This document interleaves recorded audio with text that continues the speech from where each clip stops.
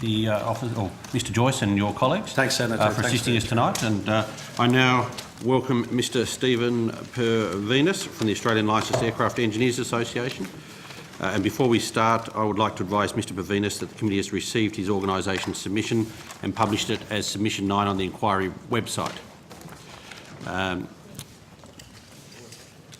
Mr. Purvinas, if you can come to the table.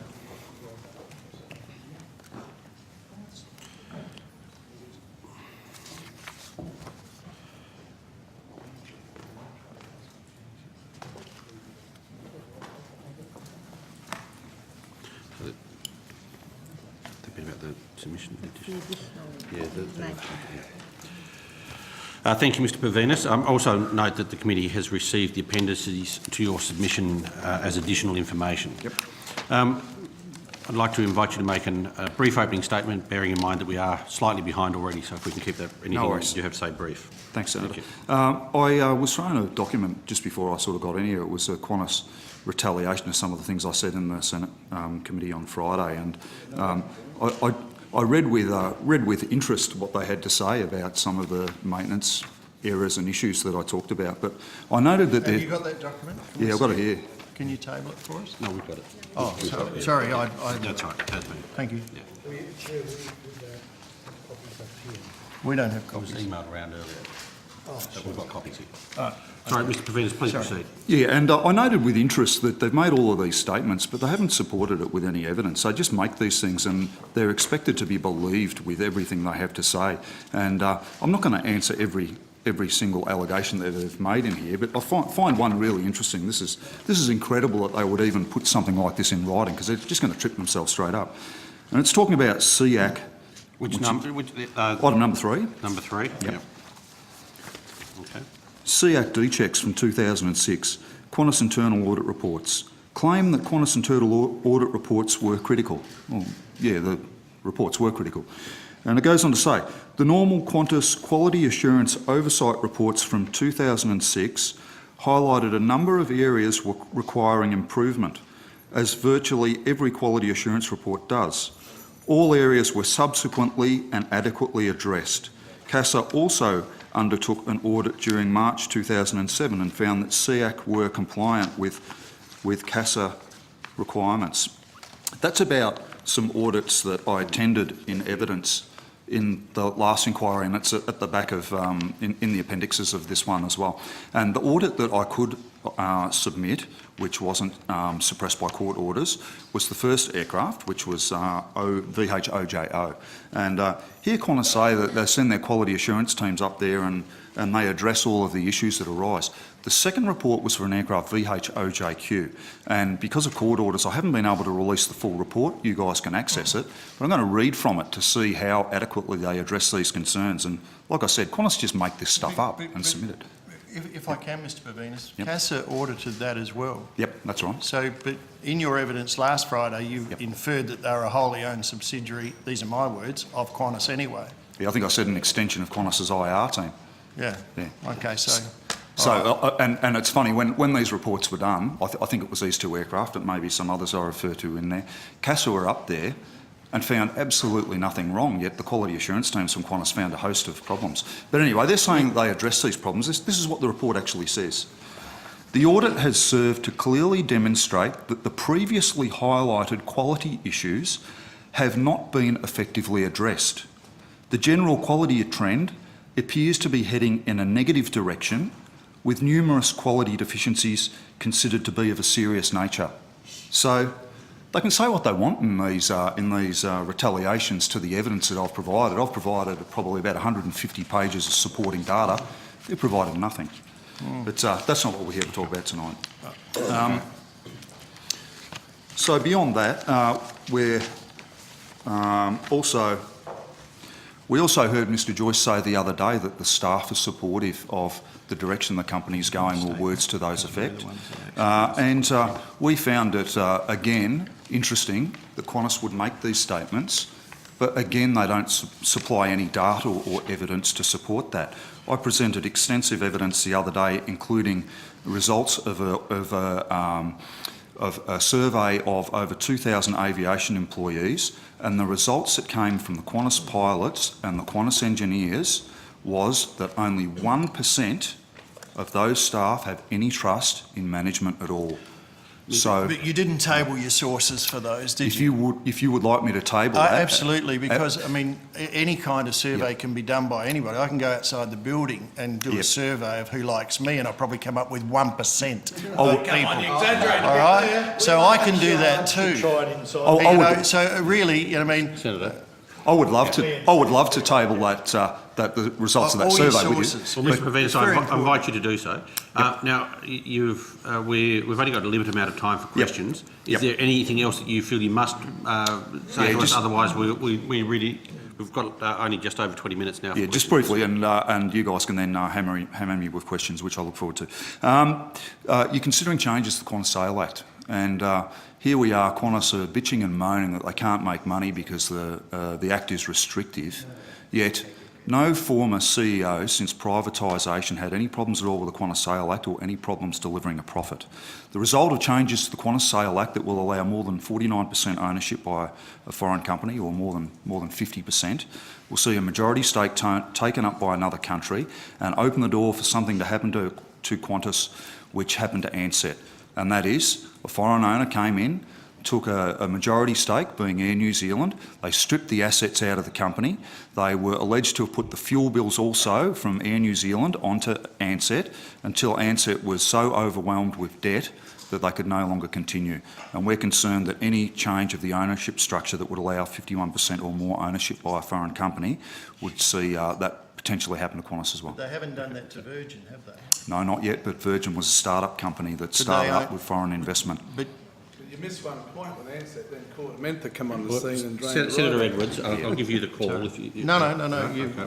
Okay, well, you made the point that no previous CSO has not made a profit, but the airline business, and as Mr. Joyce pointed out earlier, is a dynamic business. It's, you know, the conditions faced by any airline at any particular time change. I mean, you look at Pan Am fell over after many decades of successful operation making profits. There's a whole host of things that change, and Mr. Joyce outlined some of them, not least the additional amount of capacity that's flowing into and out of Australia, which is far outstripped in terms of growth, international growth. So is it fair to draw comparisons between the challenges that Qantas faces now with those that previous CEOs faced? We say that many of the challenges that face Qantas today are of their own making. Take, for example, the 46% increase in foreign capacity from other airlines since, I think it was 2009.